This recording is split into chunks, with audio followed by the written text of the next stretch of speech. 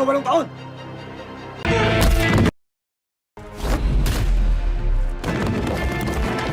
Ating nang nasaksihan kagabi ang paghihiganting ginawa nitong si Gabo na halintulad sa pagbugbog na ginawa nitong si Tanggol dito kay David, na kung saan si David ng mga oras na yon ay ginawa lamang pangtsimbag nitong si Tanggol na halintulad din sa ginawa dito kay Django. Ngunit may pagkakahalintulad man ang teleseryeng ito sa Batang Quiapo, ay kakaiba naman ang mga fight scene na ating nasaksihan sa panibagong teleseryeng ito, na kung saan ay mas maaksyon at mas makapigil hiningang mga bakbakan ang ating matutunghayan. At sa pagpapatuloy ng teleseryeng ito ay ating sabay-sabay na abangan kung ano nga ba ang magiging papel ni Enteng sa teleseryeng ito kasama itong si Santos, dahil kasabay ng paglaya ni Gabo ay sabay ring lumabas ang dalawa at mukhang merong mas malalim na dahilan kung bakit pinalaya itong si Gabo na mas maaga kaysa kanyang inaasahan. At sabay-sabay rin nating abangan kung ano nga ba ang mga susunod na mangyayari sa pagpunta ng ama nitong si Sam at ng kanyang ina sa ginintoang lupa para bawiin ang lupain na kanilang binili,